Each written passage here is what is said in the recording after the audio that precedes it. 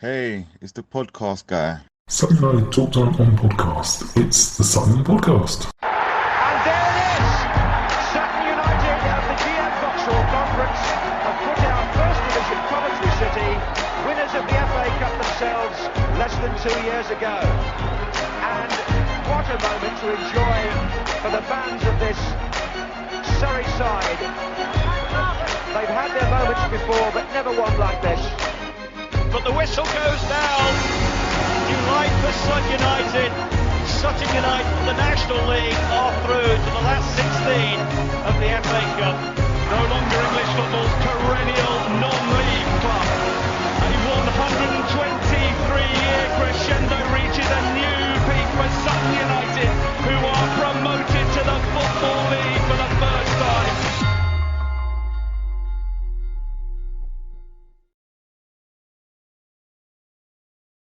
Hello and welcome to another episode of Sutton United Talk Time on podcast. It's the Sutton Podcast in association with Lucky Star Gin. I'm your host Mike, and on our panel today, my guest today, I've got Mark Kidd. In this episode, we're going to be looking at various things Mark's been involved in over the last years, and we're going to be ignoring as much as possible all the pre-season friendlies as normal. This is my own pre-season, which is just as well because SUFC TV have just released the highlights and it says just the goals. So I'm guessing what kind of game it was yesterday. Your engagement is really important, so please join the discussion, stay connected with us, share your thoughts, comments on the episodes, interact with other fans and listeners. Tell me what you want to hear next. Fire in any questions for the panel that you want asked. You can find us on all the social media platforms at Sutton Podcast. Like, shares, and comments really help us grow. And it's basically just share it, get this out in front of as many ears as possible. Eyes, ears, whichever you're watching on, listening on. So, going to get straight into it. Mark, it's great to have you on the show. How are you? Oh, I'm very well, thank you, Mike. That's good to be here. And looking forward to this. Have a nice little chat here, catch up with everybody. Well, one of the very first things that jumped out at me was you sort of mentioned you've been supporting for X amount of years, and I was like, well, that's about the same time I've been alive. And then I panicked and went, oh my God, that's a long time, isn't it? So I started 1975. I just came down off chance with some school friends. Sutton won. I think we beat Hayes 3-2, and I just loved it, and I was hooked. And I haven't gone away since then. It is almost 50 years, isn't it? I didn't realise. It never occurred to me. And I would say within a month of a couple of home games, I was going to home and away as well. I was jumping on the supporters coach and started to make lots of friends and, really getting immersed in the club. And it was just great. And you felt at home, let's put it that way. As a 14 or 15-year-old, whatever it was, I sort of found my place. I started to get involved almost immediately, volunteering to become turnstile operators. And I did a bit of stewarding, but we didn't really need stewards back there in the Isthmian League. The time I'm talking about, 75, 76, 77, Sutton weren't doing particularly well as a club, on the actual pitch. So it was quite a hard, a few years then. I think one of the late 70s years, we actually sort of relegation was on the the horizon, so we had to sort of dig deep. We had a couple of bad seasons, but I still loved it. And even though I was 16, 17, I'd made so many friends, and some of the boys they're still there today, most of them, playing in the Malden District League. That we had a Sutton United supporters football club, which I joined. I think it was in the Malden District League, if I remember, and you had to be 18 to play, but I was only 16, but it didn't seem to matter. And the Malden District League in the late 70s was a bit like the Wild West. The tackles were going in, and some of the it could have been. You had to look after yourself. You grew up fast in the Malden District League in those days. And in fact, I think I played for the supporters club for about, 7 or 8 years, something like that. Then I left and went to play for another club, but I eventually came back, and believe it or not, Clive the kit man was the manager then, and he was a great manager. Clive, the enthusiasm he shows for what he does today. You see him running up and down the pitch and stuff like that. And I actually played with Clive as well. He played left back. I'm old enough to have played with Clive, but now he's the manager. And our erstwhile captain was none other than Adrian Barry. So it was great, that was probably sort of 15, 20 years after I sort of made my debut, going back for those. And they're all still there now to this day, which is just fantastic. And everybody's still involved, and, everybody loves the club as much as we all do. So it's one of the things that makes me often still feel like a newbie. I'm coming up to 35 years. Wow. And I'm like, no, there's people that have been supporting this club for ages. And you mentioned that Adrian, there's obviously Freaky, there's all sorts of other people that I know that have supported the club for a long time. And only every now and then I'm like, no, I'm heading towards these old this will make you laugh then, Mike. Mark Frake, right, was my best man, my wedding. Was he? Yeah. Did he give the priest vicar some jip for not doing it right? I don't know. Luckily, his best man speech, he didn't swear much. Oh God, that was 28 years ago. That was. Yeah. Wow. Yeah, I know.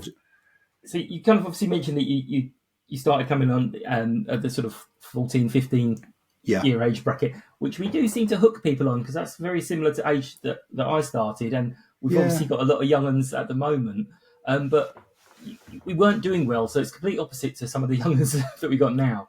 So we weren't doing so well. So what was it that kind of made you go, yeah, this is where I want to be, where I'm going to spend my Saturdays and whatnot? It was all about the people, the friends, making the friends, which most of them I still got to this day. Nearly all of them around involved, either supporters on the committees or various official, posts and stuff like that. But yeah, I don't know, because as I say, it was there's a couple of seasons there. It was quite a hard watch. There was a forward called Ricky Kidd, who was obviously my namesake. And at the time, Ricky was a star, great player, and there was rumours that he was off to Dagenham, which became true. And I remember at the end of one season, I don't know what year we were talking about, I'm not really good on the years, but late 70s, after the last game, you won't believe this, but I actually ran onto the pitch. I said, Ricky, please don't go. And I don't think he knew, obviously he didn't know me at all then, but he was obviously my favourite player, namesake and stuff like that. But years and years later, we had a vets team, and we played South Park, and Ricky was chairman, and a half decent player still, and it's probably about, God knows, 15 years ago. And we played South Park, and I was playing centre midfield alongside against Ricky Kidd. I just couldn't believe it. And he scored he still had his touch. He scored a lovely headed goal. And it went over Chris Vagg. You might know Chris Vagg, who does the turnstiles to this day as well. And Chris was a great goalkeeper, sort of 300 or 400 games for Hampton in the sort of the Isthmian League and stuff like that. And we had Chris in goal for us, and it just majestically looped over his head into the back of the net. He still had it, Ricky, but just to be on the same pitch as him. And I know him really well now. I know him really well now, so it's great, Right. Did you celebrate? He scores. And you go, oh God, I shouldn't be doing that. yeah, good goal, Ricky. He's very humble, and in the bar afterwards we were chatting and joking. It was great. I think I told him the story about coming on the pitch and all that. But yeah, what a small world it is, isn't it? Yeah, you end up playing, absolutely. Yeah. So you kind of mentioned the typical route, typical sort of Sutton United, almost a bit like Class A drug, getting you a little taste, dragging you in, and then suddenly you realise all these years have gone by, and you're like, whoa. Exactly. But you've done lots of different roles behind the scenes. You've mentioned the turnstile, the stewarding. You've then gone on for various different things. So can you kind of talk us through the journey, what you remember, how it felt as well to just be sort of important all of a sudden? So I did, as I say, those sort of jobs, and eventually, we don't have it now, but there was a vice president's committee, and I was asked to be on that, which I gladly accepted.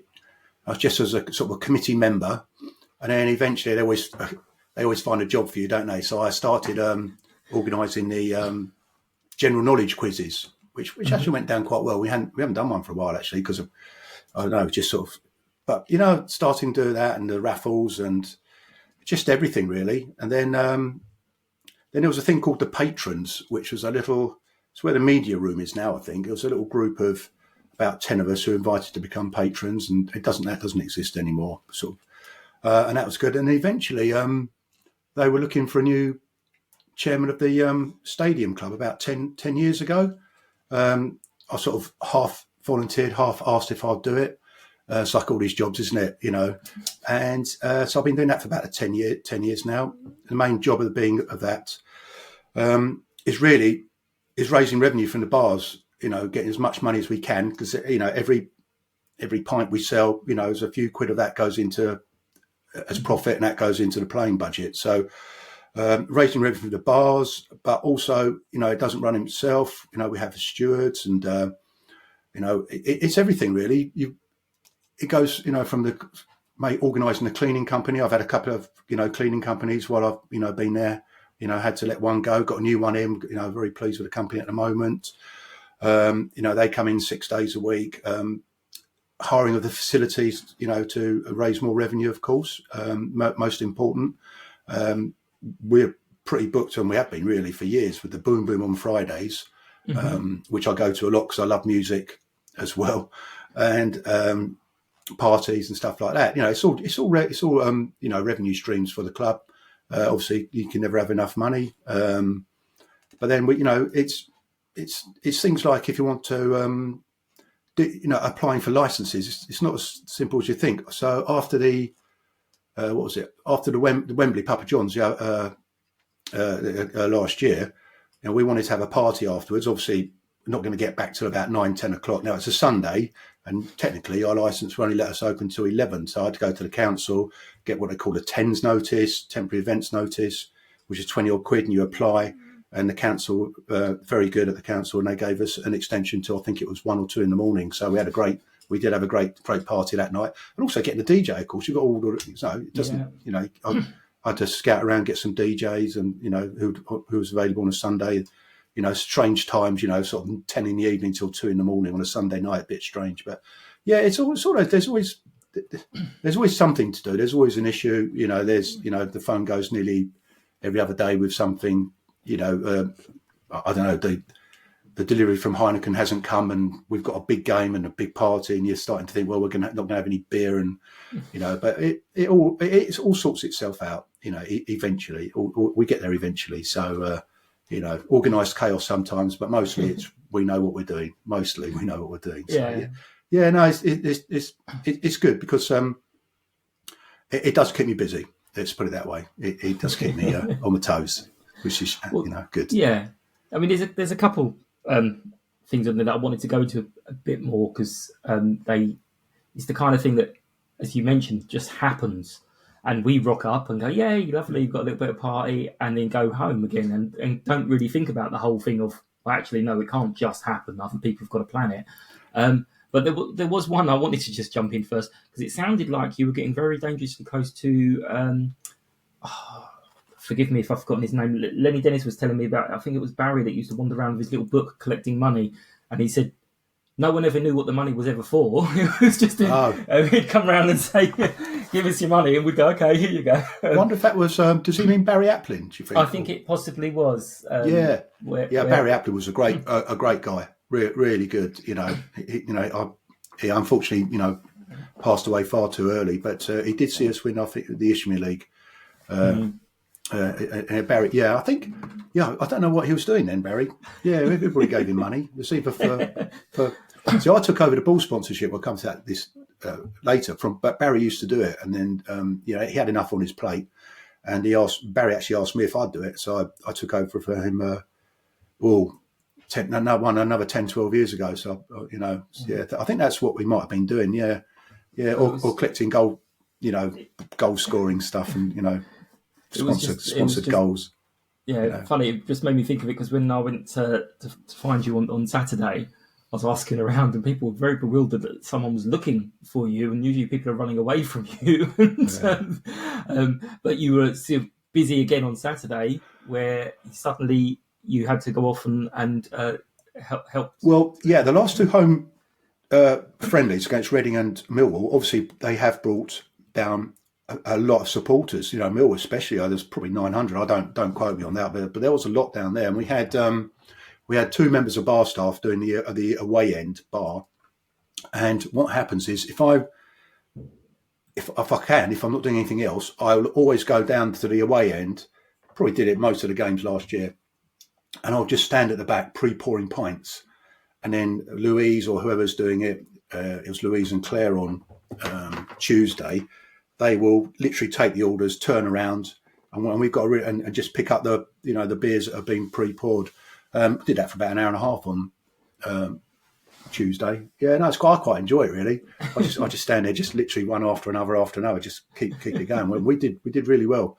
You know, I mean, anybody's ever run a football club will tell you that there's a good chance that in pre-season friendlies, if you haven't got the away support, you will make a loss. And people say, how can you make a loss? Well, you have to have the same referees, assistants, and a fourth official at the same standard. So, i.e., League Two standard. If you're going to host a game like that, so it doesn't matter who we're playing. Whoever the highest, we're playing at home, so we have to have a league, and that costs a lot of money. You know, it's I don't know, best part of £900 just for the officials on a friendly. So, as you know, you don't get that many people there. So, as long as you get the away fans, so that was quite pleasing to see actually that we actually managed to make hopefully some money out of it rather than, as we have done in the past, a loss. So. No, it's good. It was well supported by Reading and Millwall. I've got to say, I think Aldershot sold a couple of hundred tickets already, so that won't be too. We'll get the bar open as well that end, and and we go again. Yeah, there's always something to do.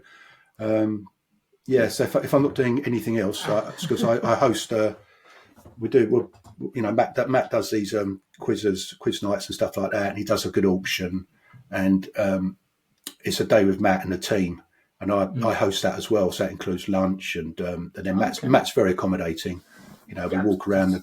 He's great, Matt. So that's a really good day. Everybody's done that. That's really one of the enjoys things it. I want to talk to, but I wanted to just talk about one of the other magical events that just kind of suddenly appeared. We had a brief chat the other day about it. During the lockdown period, when obviously things were really difficult for everyone personally, you got people really struggling with it, loneliness, because it was a big surprise as to how much football meant to a lot of people just being there, not team winning, not anything like that, but just actually being there with this group of people all for the same event. And the social side, and obviously people weren't struggling to get out anywhere, but you guys came up with a good solution. I don't know whose idea it actually was, but the sort of the Friday night bottles. Very popular very quickly. It was for me, it was very frustrating, and for everybody else who'd probably been indoors for months and months and months. And then they changed the laws, didn't they? We could serve outside, or whatever it was, rule of 6. I can't remember now. The rules kept changing. So we decided. I decided. I spoke to Dave Fairbrother. He was the company chairman at the time. I said I had this idea. We can do this. Heineken weren't brewing at all or anything like that at the time, but I still thought we could. There's some mileage in it, and the club weren't getting any income whatsoever. So I phoned up Alison Holloway and Gareth Miller and put my ideas to them, and they jumped on board because Alison can run the bar. So what we had to do is literally to go to every supermarket and clear their stock of all bottled beers, lagers, Moretti's, Tributes. Literally, I mean, I don't know what they thought. I think Alison was almost banned from Asda. I think it was Asda.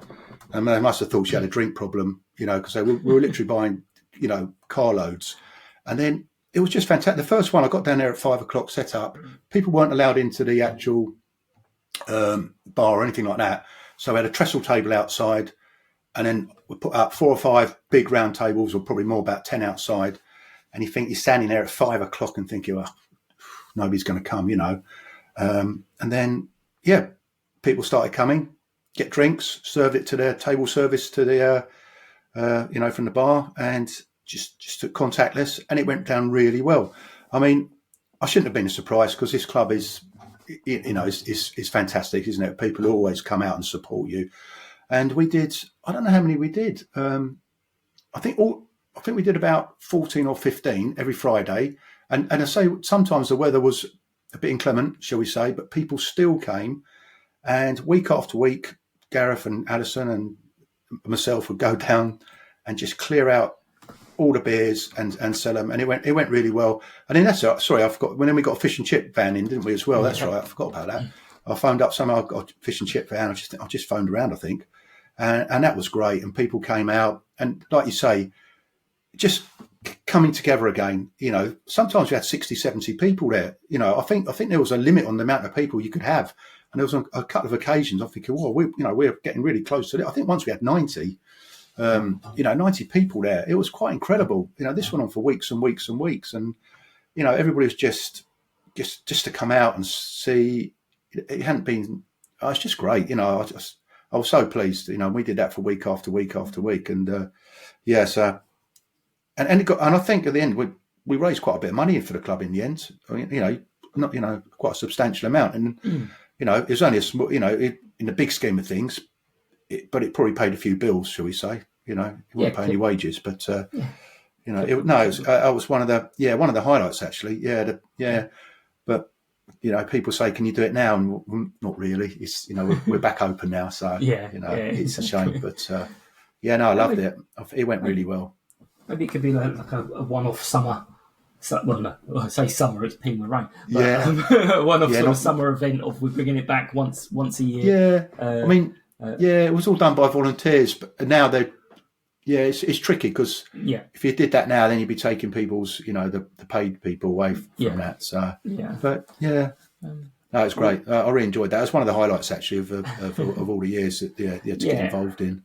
I mean, it's strange. I've banged on about it a lot, but the whole thing is prior to that lockdown is I went to the football. I watched the football. I kind of did bits and come home.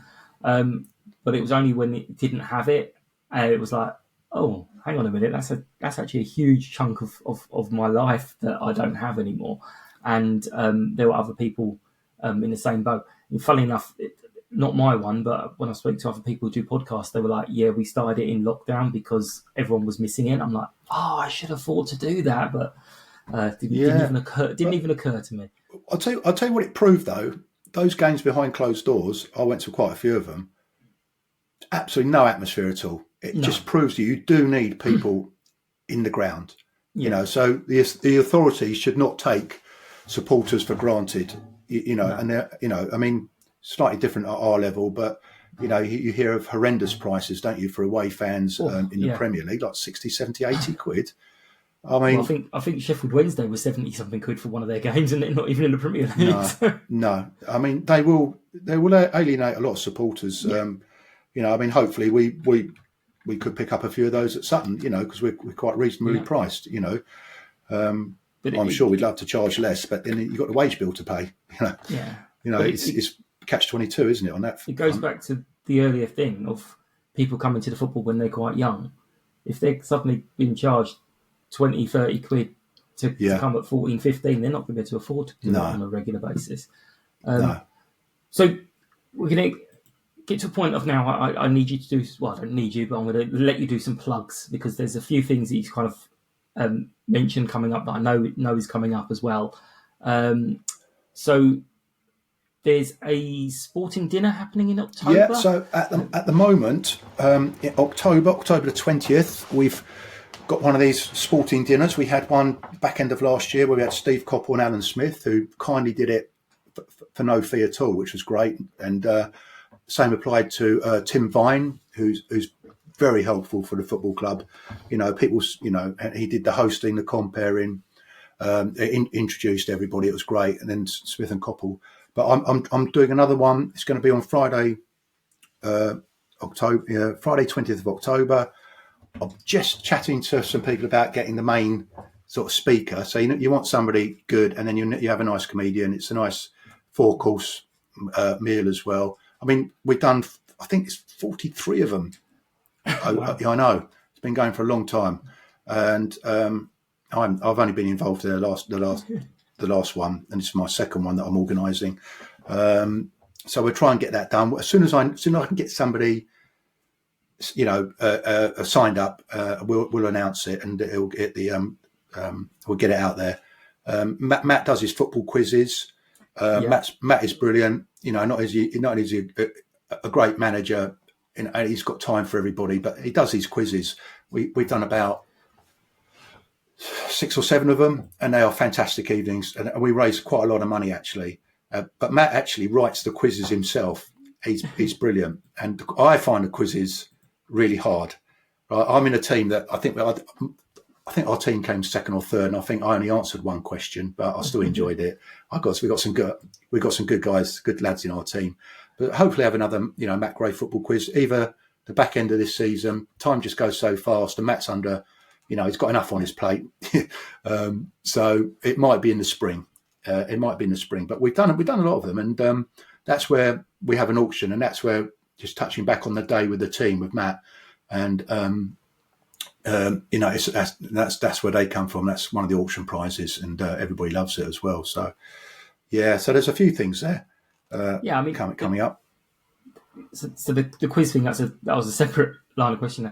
That's just obviously we're Sutton United, and I usually look at Sutton United. I don't really look at things going on outside.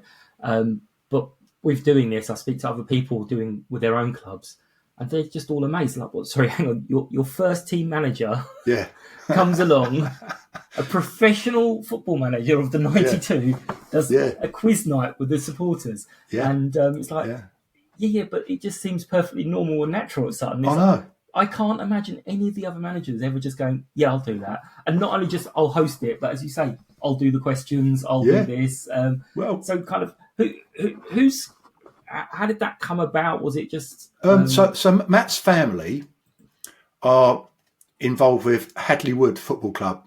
Mm-hmm. They're basically their hometown, where they come from. And I think Matt's brother is the chairman actually now. He comes down to Sutton. You'll recognise him. He looks just like Matt. Stephen, his name is, and he's a great guy. And he comes along, and does the scoring actually on the evenings. But they've done 1 or 2 of these fundraising things at Hadley, and I guess Matt must have mentioned it, that he'd do it. So I just got the wheels in motion, and we've done quite a few of them now. It's great, yeah. And I'll tell you something. We've even been down there at 4 o'clock in the afternoon, setting up the tables and chairs as well. Matt's been down there, and he's helped out, and I know, everybody's down there. There's a lot of tables and chairs to just literally put out and put back, because it always sells out. It's sort of 17 or whatever it is, teams of 6. Did you come, Mike? I can't remember if you... I didn't know. Where you say you've only answered one question, I would be just sitting there going, I don't even understand the questions. No. I do know. Yeah. Get yourself a team together, get some clever people in it, like I've done, and just sit back and have a good time. No, it's good. I mean, we have, I can't remember now, I think it's £200 first prize, £100 second prize. Then bottles of wine for the third and fourth. And Matt does a league table, so no matter where you are, you've always got a chance to get into the playoffs. And there's a playoff question. So even if you're like 8th or 9th or 10th, when it comes to the last round, if you have a good round, you're in the playoffs, and then we have a one-off, tiebreaker questions. That's really good. It's a great evening. It's a great evening. So, we'll do another one. I have a feeling that'll be next year, but time is is going to. Yeah, I mean, get on quick. You've mentioned he's just. I've said it. It bores people, but he is so good, and he is. He's going to come onto the show, and he was all very apologetic when I saw him on Saturday, saying, because we'd arranged it for Sunday, and he said, "Oh, can we just push it back a little bit?" And I'm like, "What am I going to say? No." I'll do whatever you're telling me. No, he's so accommodating. He's got time for everybody. If he in his schedule, busy schedule, I know that. Yeah. No. I actually once said to him, "Do you have any time off, Matt?" And and that's right. I said to him, there's no training, is it? Thursday, you got a day off. And he said, kiddo, there's no days off. That's just a day without training. I've never forgotten that. It did make me laugh. 7-day-a-week job. Yeah, no, It is. and He'll be just looking at videos this morning, all definitely. the time. Yeah. Yeah. One of the other things that you're involved in is the ball donor scheme, Yep. and we had a little chat about that because I've Yeah, you do been one of very. them. Yeah. Yeah. But how do people get involved in that? What is that? Because I know the club have kind of put out the player sponsorship thing, and everyone sort of sees the £500 and goes woo, and because that's more aimed at companies, but yours is more for individual supporters. Yeah. So Graham Baker runs and Roy Williams and Jason Reynolds. They run like the. So if a company wants to sponsor the game, I can't remember how much that is, but you get your 6 tickets for including pre-match lunch and everything, and then there's a corporate ball sponsorship. But I run what they call the donations, and I took it over from Barry Applin, as we mentioned earlier, and it's a great way just for. So you've done it, and it'll be so your name goes in the program. And I'll probably put it down as Sutton Podcast. It'll be in every single program, and I've got friends who just sponsor a game anyway and put a bit of information. Some of my friends have got companies; they just mention their companies. I've got a couple of people doing it in memory of Sutton supporters that have passed away. I've got a couple of those coming up. But it's £75, and but it's a great way to sort of to mark an occasion, birthday, anniversary, or as I said, just to remember a loved one who's passed away.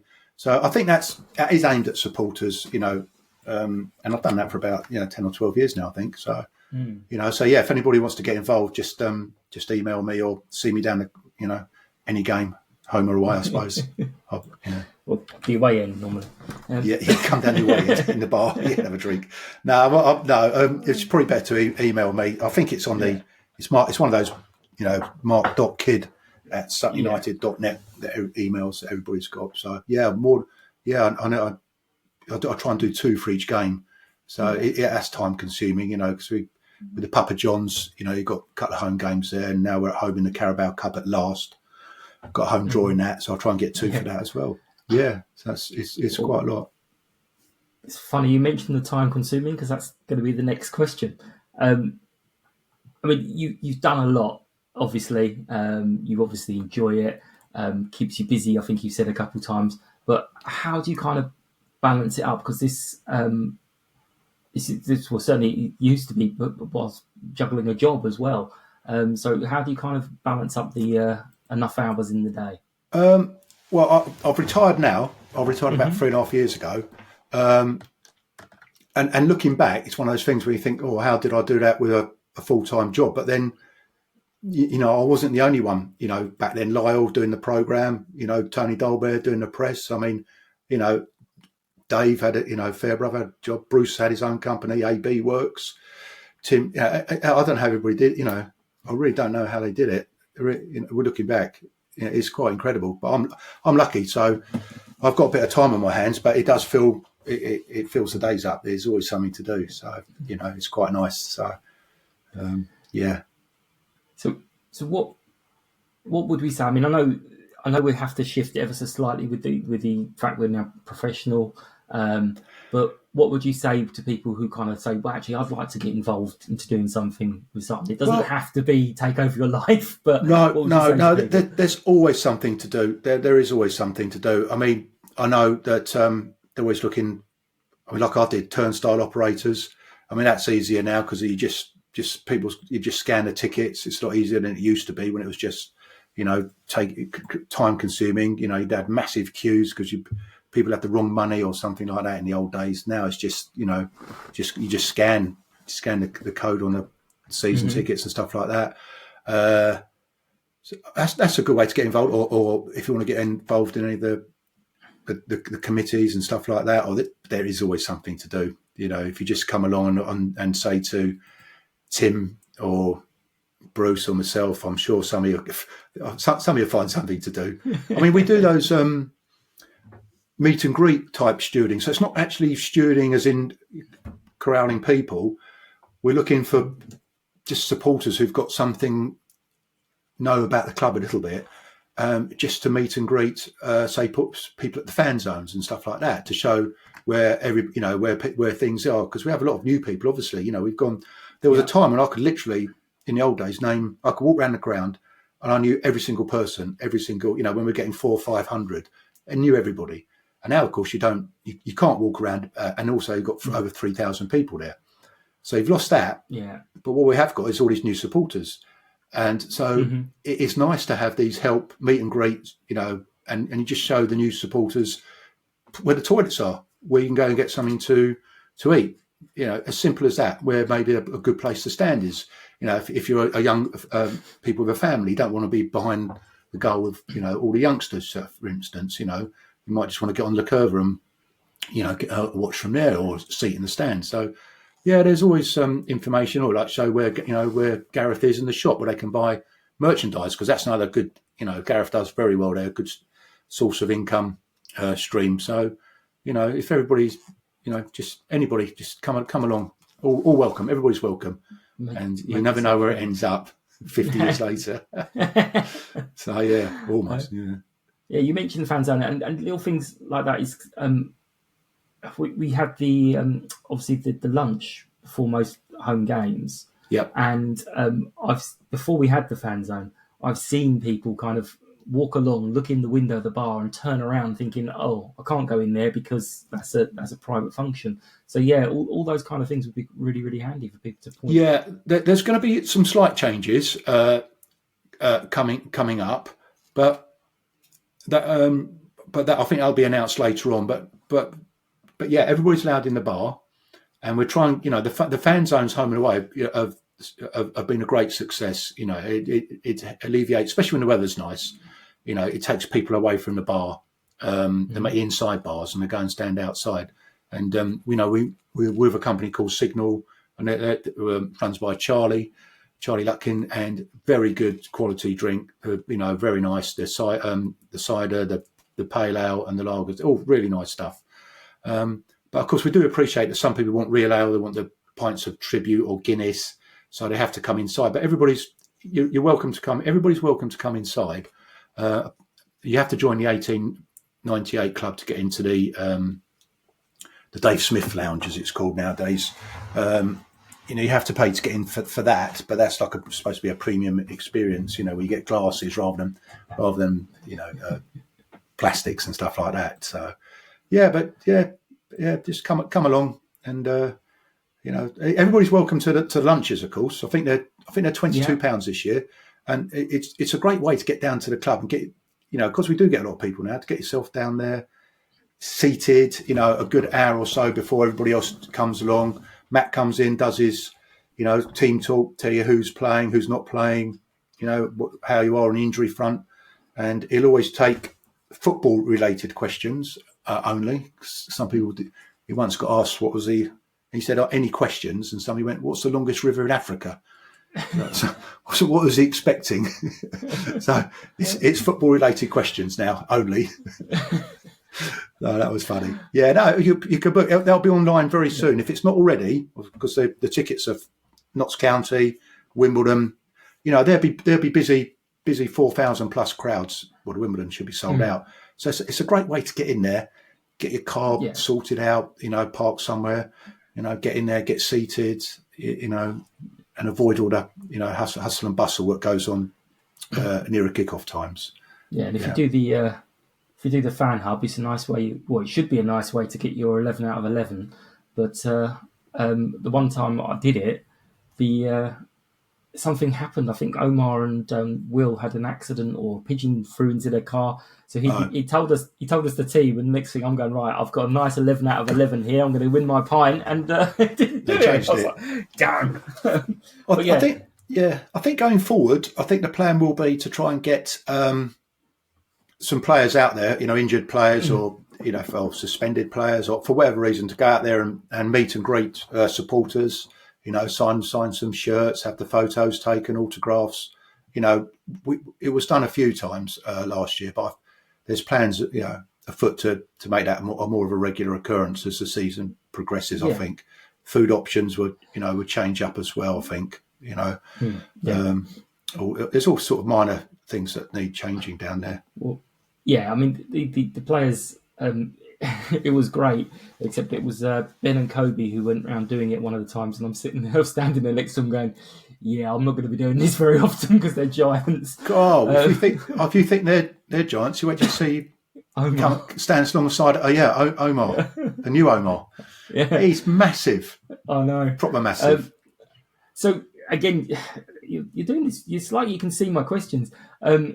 So there's a real sense of sort of belonging, and we really prioritise engaging with the supporters and doing things like that.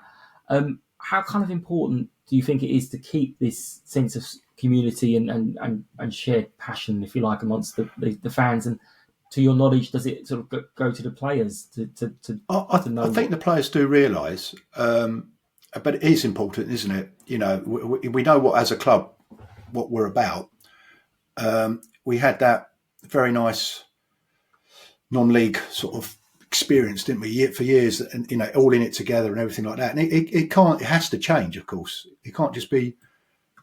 You can't run a League Two club on like a non-league basis. You know, you can't.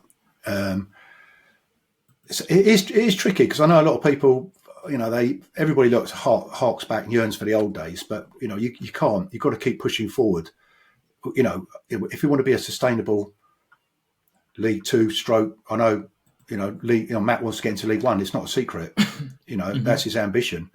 You know, and we're here to support him. And at the end of the day, it's all down to revenue, isn't it? You know, at the end of the day, you know, if we can get bigger playing budget, he can get better players, and you know, it's as simple as that. But getting the money, raising the money, isn't simple. And you know, people do say, "Oh, you become a bit mercenary," shall we say? You know, about but you've got to be. You know, Yeah. you have. You know, we're no different from any other club that we go to away from home, with fan zones and stuff like that. You know, raising money. So, yeah, it's tricky, but I do understand what everybody's, especially the people who've been there a long time. You know, and most people are still there. You know, I know we've got the new supporters that probably not quite have got the Sutton United ethos that we had, but it's changed, isn't it? You know, it's our third season now. You know, and the non-league days will become, you know, a dim and distant past. You know, people will come down. Oh, I've supported Sutton all these years, you know, as a League Two club, where I supported Sutton for 45 years as a non-league club. I never thought it would be a league club. It's the last thing. I was quite happy being a league club, and all of a sudden Matt went and won the league. Yeah, You know? I mean, Brilliant. That's one of the questions we got asked a lot in our first season when anyone did any of these other opposition podcasts. Was like, "Oh, are you living the dream?" And my answer was no, because we didn't dream it. We didn't even think it was possible to dream this. No, it just suddenly happened, didn't it? You know, if you'd have said 12 months previously, I mean, I think we just wanted to be. I think somebody said when we got promoted back to, you know, let's just be the best non-league club, and be competitive in the National League. And then Matt goes and wins the league. and famously, of course, Bruce's brief to Matt was keep us in the National League. Yeah, keep us in the league. He failed. His job's on the line. I know. No, he's done brilliantly, and you know, the first season, you know, finish, and then you know, getting to Wembley again. I'll just say about Wembley. I obviously did go to the trophy final, which we lost at the last minute, and I did go obviously the last year. And if I had any ambitions left, a lot of people say this. I just want to see us win at Wembley. You know, we've got to win at Wembley. We've been there about 4 times now, haven't we, or whatever it is? You know, we need to win there. We need to win. I've got a list of people who will not be allowed to Wembley next time we go there. And Jenny, if you're listening, you're top of that list. You're not allowed anywhere near Wembley if we get there again. That was terrible. You know, we played so well, didn't we? In the Papa John's final, I thought we were brilliant. Played great football. Scored a couple of goals. And just ran out of steam, didn't we? You know, too easy to win it. It's fine. It was still a great day out. You know, it was. And you mentioned the sort of party back at the bar. And again, I don't often do those things. So I was like, oh, do you know what? I can't have the players coming back to an empty clubhouse. And so I kind of headed back, and I was like, well, it's quite busy, isn't it? Yeah. And then within the next hour or so, it got absolutely packed. And then by the time the players arrived, it was like 2 or 3 players came in, Harry was first, all sort of, oh yeah, sorry, Yeah. oh yeah, nice to see. And then sort of it just suddenly switched. I mean, it was Dino came in with his 2 cans, and he's like, yay, and it was like, oh, party time. Yeah. And I had people leaving at 1 o'clock in the morning, going, it's busier than most Saturdays. Yeah. Yeah. When I was leaving. Yeah, I think I left about 1:30. Can't remember now. I never made it home. I had to get a hotel at Holiday Inn. But you've obviously supported for a long time, and you've kind of witnesses 2 golden periods, we'll say. Because obviously we'll always hark back to the 80s. It's in my promo of the Coventry match. It's what people knew us about for years and years and years. If you could talk to someone and give them your most significant moment for Sutton United, what do you think you'd be able to say, right, this is going to hook this person to come down to Sutton United? Oh, there's a lot, isn't there? What an actual moment to get for me, or just anybody really. So if you're telling the story of Sutton United to someone and they go, right, you've got one story to tell me, what would you? Well, I'll probably go back. So I'll go right back to where we started. So the late 70s, we weren't particularly brilliant on the pitch, and then I think the catalyst, almost everything that's happened today, really. There's been some peaks and troughs, but we entered, it's a well-known story, isn't it? You know, 79, we entered the Anglo-Italian. We made it to the final in Chieti. And I was one of the 7 people to go by train. Transalpino it was in those days. Still in contact with most of those people. They're all, thank God, still alive, and most of them come to games still. And we went by train. So it took us 2 days to get there to Italy. And then we watched the game, and then we didn't have time to celebrate because we had to go straight back to the station to get a connection back, to get another 2 days to get home. And we had to take us off work, time off work as well, to get back to the next game on the whatever day it was, to get back to the next home game. I think we had a game. So it was a race against time. But yeah, to just go all the way there, and we won that, which I wasn't expecting to even, I wasn't expecting we'd actually win that. And to win that, to me, changed everything, because we had a load of young players in there, Tony Raines and Mickey Joyce and Mickey Stevens, and to name sort of just 3, but there's about 4 or 5 others. And then that was it. That's kicked. Although the golden era was in the 80s, I think that's 1979. That was the start of it, with Barry as the manager. And there's the rest of history, isn't it? The 80s, we had a fantastic team in the 80s. I think, Mark Frake would say one of those teams in the late 80s is probably the best team he'd ever seen up until recently. We won the Ishmael League twice, didn't we? Went to Wembley, then we won the Ishmael League twice. Got into the National League for about 5 years. In those days, I was driving to every game, home and away. We drove to every game. Great times, And it was a little bit of a downturn. But then, then Doz comes along, doesn't he? And on the roller coaster, starts again for another 15 years or whatever it was, winning leagues and stuff like that. And then Matt comes along. So we have, and then you've got completely forgotten about obviously the FA Cup run, culminating in the Arsenal, live on Monday evening, match of the day. It's, fantastic. It's really good. So, we have been royally spoiled as a club. There's been some hard, there's been 1 or 2 hard seasons. We think, that was it. The one before Doz came in was particularly difficult. Oh, terrible that was. I went to most games. That was just dire. We just couldn't get out that malaise. We just couldn't do it. Changed the manager a few times. But then Doz comes in, complete new, new broom, and we're up and running again. We're still going from that, really. We're still going, really. But I think that 79 thing was a catalyst, really. Because from the Leeds game in 1970 to that 79 have been pretty lean years. And then, those guys were great, Joycey and Abel, both, I think they both played for England, non-league teams, they were good. And Tony Raines, 700 and some odd appearances, and his brother, John. But the good thing about all those is in the 80s, I was a similar age to the players by now, obviously, a bit 10 years older. I was like, 23, 24. And, they all became really good friends, which was great, to to actually have the players the same age as you and all mates. I mean, now I'm 40 years, 30 years older than most of the players, you know. It's just, you know, to have all those guys as mates, and you know, whenever you get back together, Paul Rogers, of course, you know, there's loads of them. It's, you know, loads of them. Yeah. You know, and then they still come to the, you know, the club probably once or twice a year and catch up with me. It's what you said, you know, about hooking people. You know, even the players get hooked, and they all come back. You know, you talk about Lenny Dennis earlier. I knew Lenny really well, and yeah, he was a great guy, Lenny. He was, you know, top player as well, Lenny Dennis. Yeah, glad he played for us. Put it that way. He was hard as nails. And he looks. Lenny's really annoying because he looks better now than he did in those days. I don't know if you've seen him recently. I know. He was at the Dulwich Hamlet friendly, I think. Was it last year? I can't remember now. It's like he looks about 30.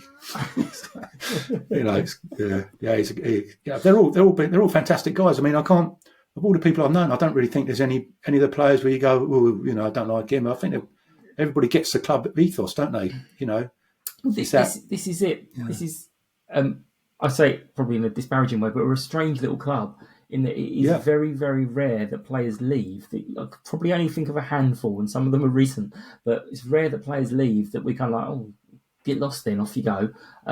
Generally, it's like, okay, good luck, it didn't work out. And that, I think, has people wanting to come back for those events that you mentioned. They really enjoy it.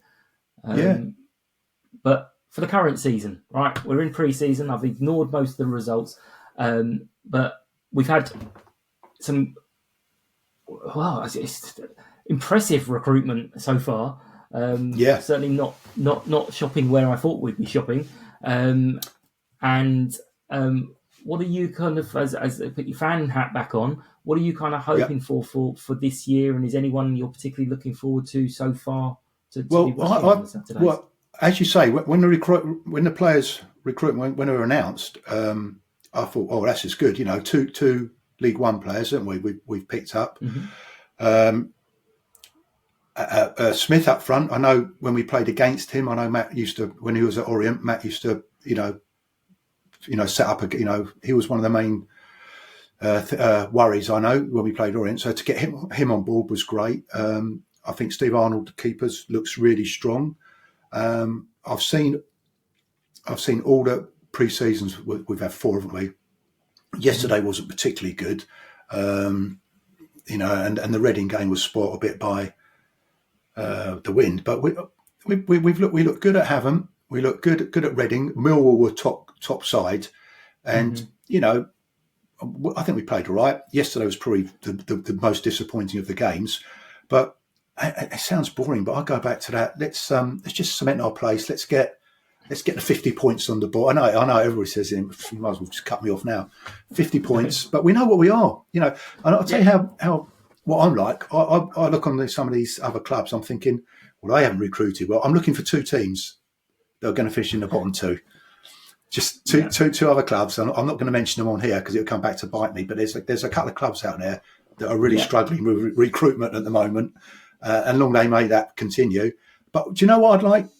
I'd like another FA Cup run because it brings more publicity to the club, and you can't, you know, being on Match of the Day it was fantastic for us. You know, people still come down as my first Sutton game. You know, and so that'd be brilliant. But of course, also the prize money. You know, we missed out last year. Farnborough at home. You know, we missed out on that. You know, never know where that would have taken us if we'd have beaten them. You never know. So a cup run, a good solid season, playoffs hopefully, and a cup run. It's a lot to ask, I know, but you know, set your dreams high. Well, yeah, it is only the only kind of area you could look at Matt and go, your FA Cup record isn't the best. I mean, I'd never say to him because he's No, it annoys him. It annoys him, I know. But I thought that was a golden opportunity last year to beat Farnborough. Yeah. And, you know, if you think back at that game, in the first 15, 20 minutes, we should have scored a hatful. It was cleared off the line. It hit a post. It hit somebody on the line. You know, and if you don't score those goals, I remember, I think I sat next to AB actually. I think, oh my God, we've got to score, mate. And Sod's Law, they got the goal, didn't they, on the break? And you could FA Cup matches. No, we definitely need an FA Cup run. Get a bit of money in. I think. Yeah, Yeah. But it's funny you mentioned 50 points because that is it's the mantra, and I know a lot of other medias they do laugh because pretty much any Sutton United fan they get will be saying 50 points, 50 points. I listened to the BBC one. I can't remember even who was on, and I apologised to Nick. I said it's just so funny because you could almost take one Sutton fan out mid-interview, replace him with someone else, and the answers will be the same because we're all like, no, we know what we want, as you say, we know what we are. Let's be safe. Let's get to that 50 points. But thank you so much, Mark. I've kept you a little bit longer than I said I would. We're gonna wrap up this episode. As always, appreciate everyone's ear attention. I'm gonna make that stick. Follow us, like, share on Sutton Podcast on the social medias. Don't forget to subscribe to the podcast on your preferred platform. Give us any comments, shares, likes, etc. Until next time, thanks as always to our sponsors, Lucky Star Gin. Big thank you to you today, Mark. And thanks to everyone listeners. Hope you've enjoyed this episode of Sutton Podcast. Take care and we'll catch up soon. United! United! United! United! United! United!